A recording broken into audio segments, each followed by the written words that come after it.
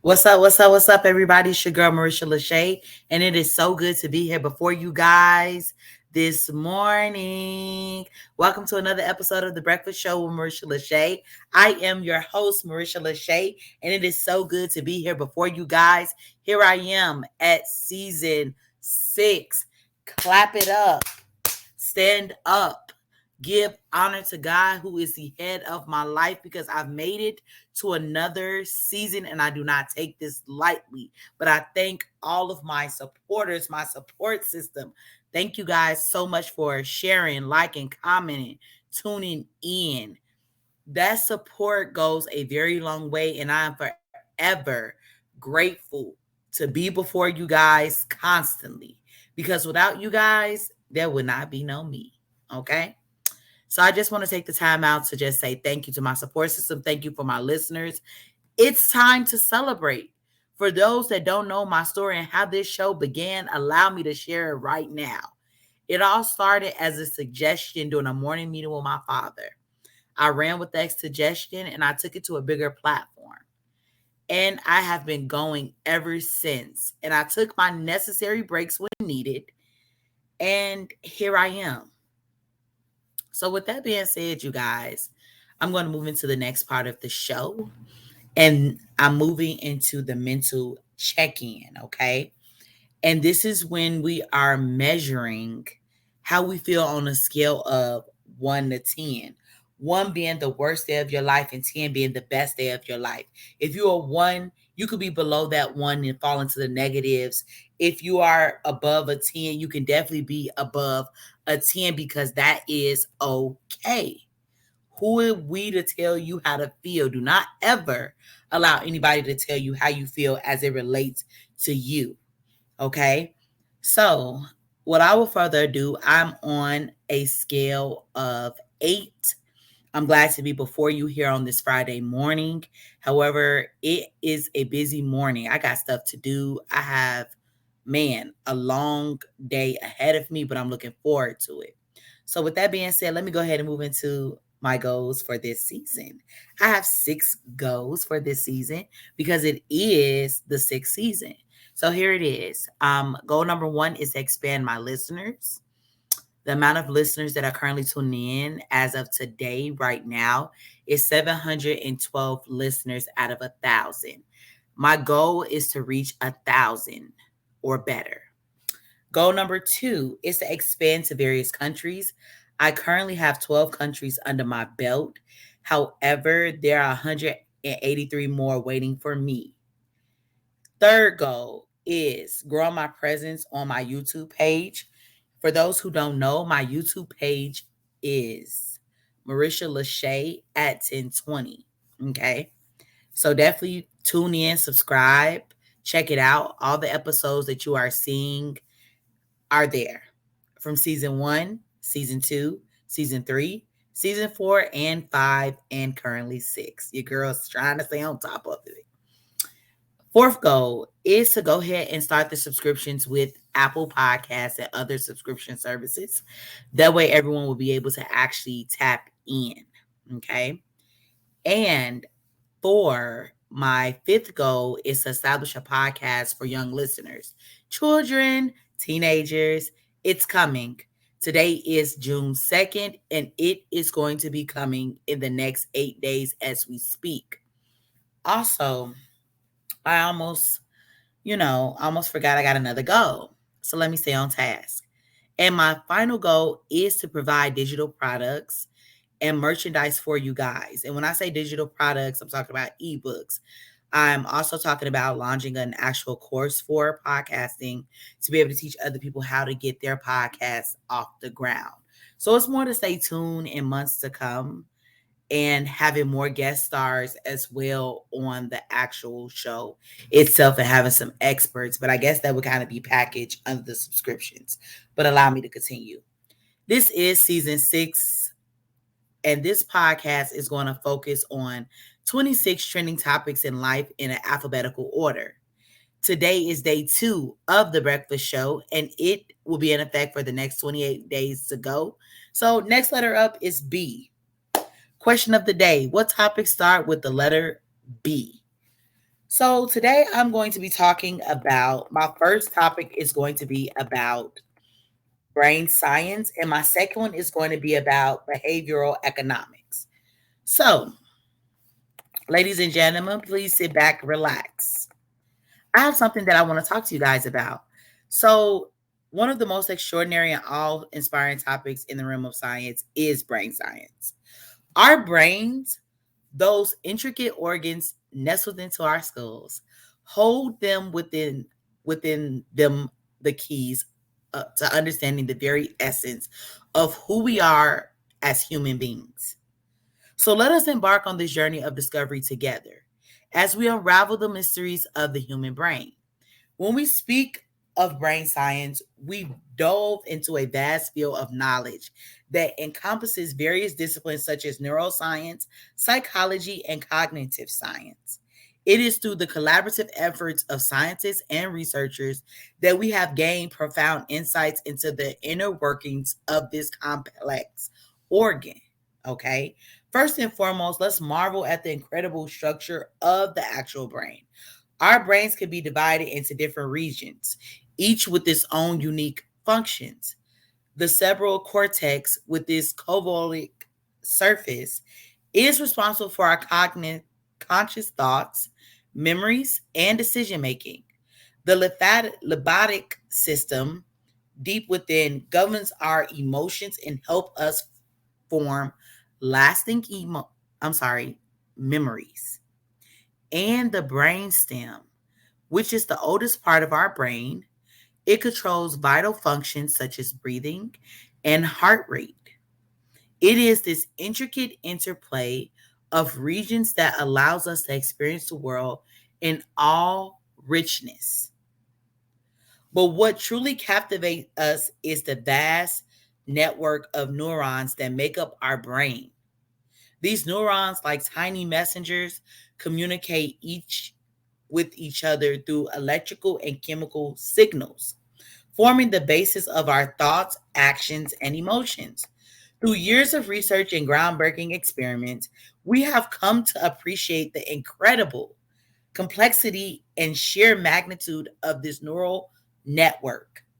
Neuroscience research has compelled us forward in understanding of the brain. Scientists have developed a remarkable techniques to peer inside the living brain, such as functional magnetic resonance resonance imaging, a MRI, and EEG, which is stands for electropathology. Electron is pagothography, which allows us to observe brain activity in real time. These technologies have unveiled the secrets of perception, language processing, and memory formation, providing us with invaluable insights into how our brains function. One of the most fascinating discoveries in brain science is the concept of neuroplasticity. This remarkable phenomenon refers to the brain's ability to reorganize itself, adapt, and change throughout our lives. It means that our brains are not fixed with entities, but are malleable, constantly rewiring and reshaping in response to learning, experiences, and even injuries. This knowledge opens up tremendous possibilities for rehabilitation, cognitive enhancement, and personal growth. So, what are the implications of brain science for our everyday lives? Understanding the plasticity,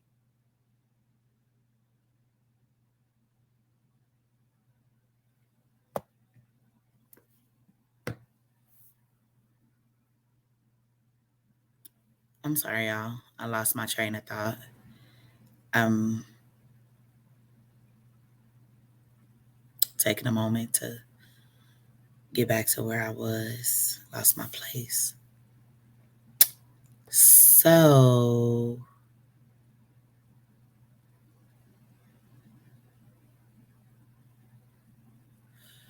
So let's talk about how brain science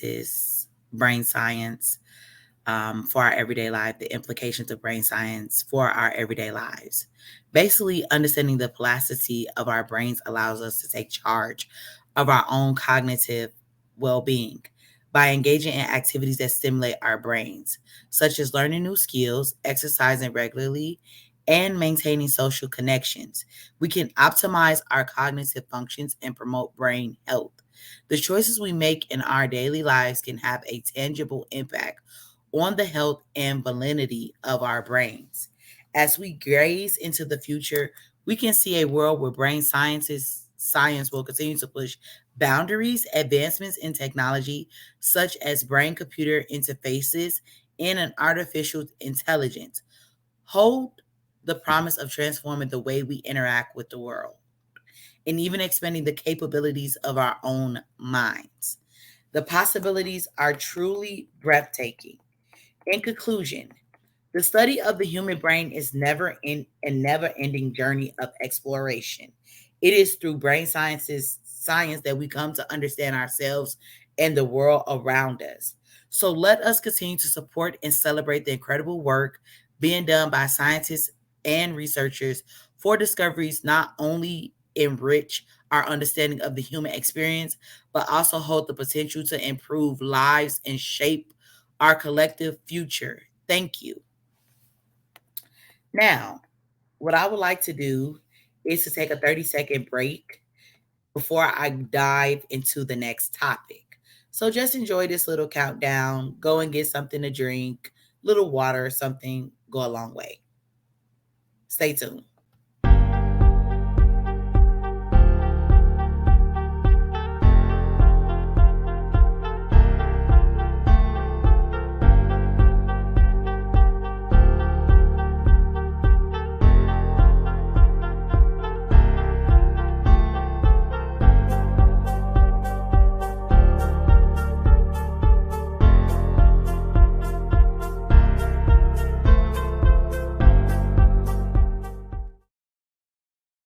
All right, you guys. Glad that you guys are kind of taking a 30-second intermission. Let's continue with our second topic. And our second topic that we are covering today is going to be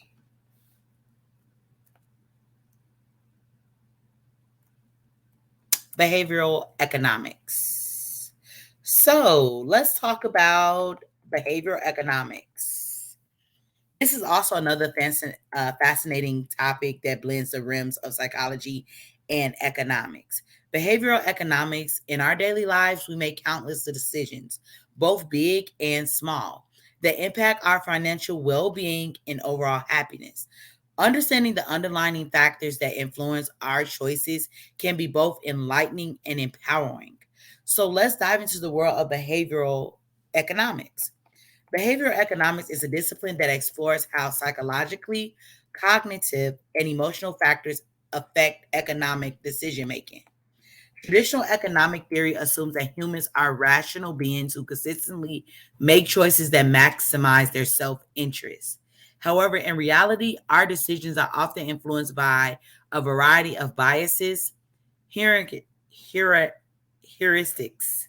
and social factors. One of the key concepts in behavioral economics is rationality. Bounded rationality suggests that individuals have cognitive limitations that prevent them from processing and analyzing all available information before making decisions. Instead, we rely on mental shortcuts or heuristics, which can lead to biases. One such bias is the anchoring effect. This bias occurs when we rely too heavily on the first piece of information we receive when making a decision. For an example, imagine you're buying a car and the salesperson starts with a high price. Even if the final negotiated price is much lower, your perception of reasonable will be influenced by the initial high anchor. Okay. Another fascinating bias is loss aversion. Studies have shown that humans tend to value losses more than equivalent gains, We feel the pain of losing $100 more strongly than the joy of gaining $100. This bias can lead to irrational decisions such as holding on to losing investments for too long as we try to avoid accepting the loss. Furthermore, social factors play a significant role in our decision making.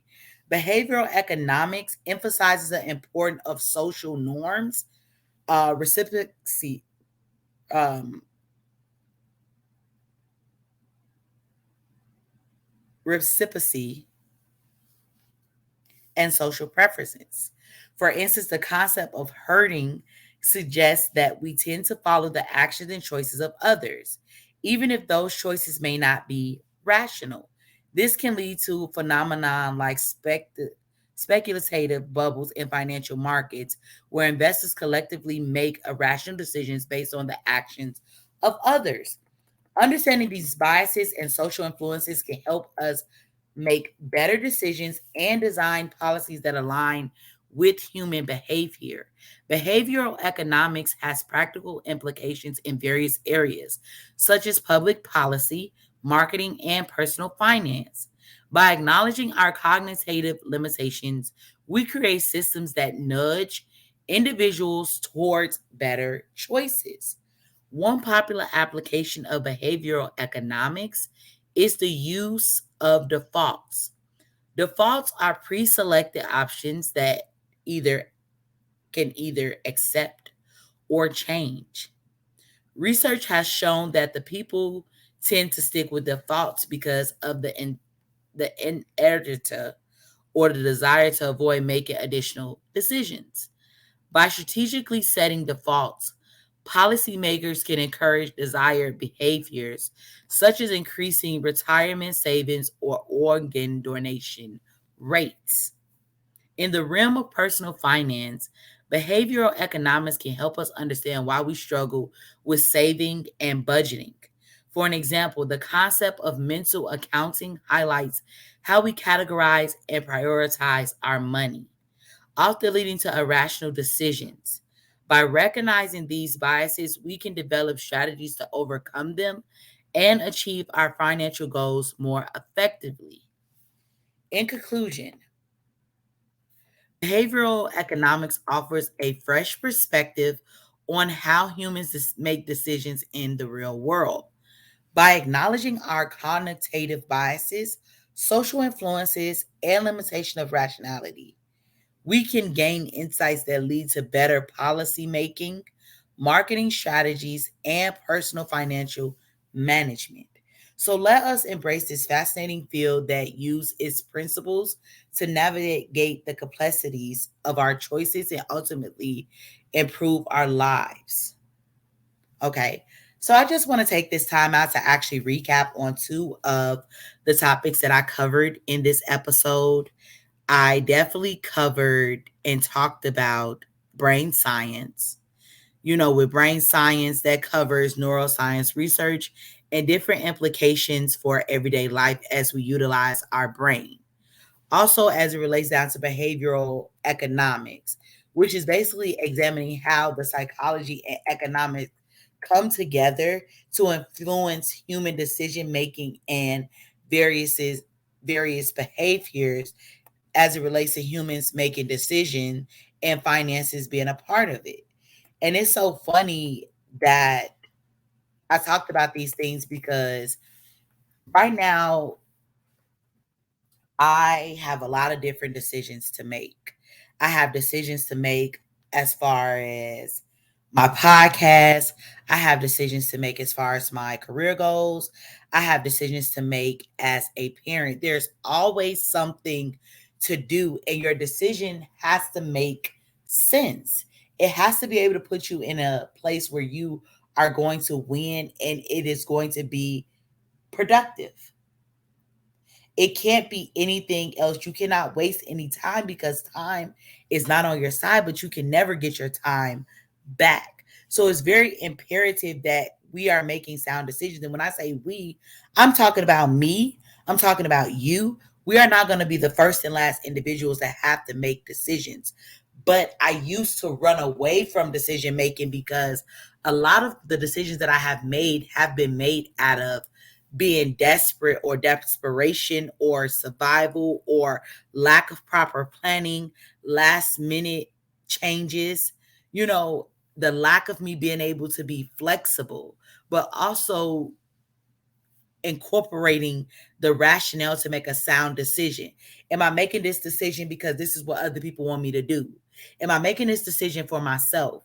Am I making this decision based on the son, meeting the needs of my son and myself? Is this going to be able to level me up to be able to have stability for my son? Is this going to be able to help me in my home buying process? Is this going to be able to help me in the process of me owning properties? Is this going to be able to help me to sustain me and to be able to have and create other forms of income, such as an IRA, a Roth IRA for my son or myself, or putting away additional funds every month based on my living experiences and actually living below my means and cutting out some of my bad habits and being able to implement new. All of that is tying back into the behavioral economics, because our behavior is channeling and crippling our financial understanding and our decision making as it relates to our finances and everything that we actually have to do. Okay. And then understanding how the brain actually works, because everybody always quick to say, oh, my mind, it slipped my mind. But how about you write it down so you can continuously to set reminders so your brain could be triggered, so you can be able to retain what's going on? Because I'm not going to believe in excuses, because the brain could take in as much information as you want it to take in if you want to. The key word is if you want to, because you only become who you want to be if you're willing to change your habits and your ways and actually keep learning so your brain could keep growing. So, yes, you guys, I thought that these were very good choices to speak on as we have been kicking this season off. Wow, is all I have to say, you guys. So, with that being said, you guys, I'm going to get out of here. I really enjoy speaking to you guys this morning. If you haven't already, definitely follow me on all social media platforms. If you're following me on Facebook, it's going to be Marisha, everything lowercase, MARISHAM1. All of that is going to be put together. If you're following me on IG, Instagram, I am Marisha LaShay is my tag. Please make sure to follow if you're not already following. And last but not least, my YouTube, Marisha LaShay at 1020. Definitely please feel free to tune in to any platform, because you name it, I'm there. Okay. So you guys have an awesome Friday. Have a great weekend. I will be back to talk to you guys tomorrow. Same time, same place. Thank you guys so much. Also, if you haven't did your mental check-in for the day, please feel free to share that. Any feedback, any comments or concerns, please feel free to drop them. Thank you guys for tuning in, and thank you guys for listening. Get us some little theme music on up out of here, and we good to go.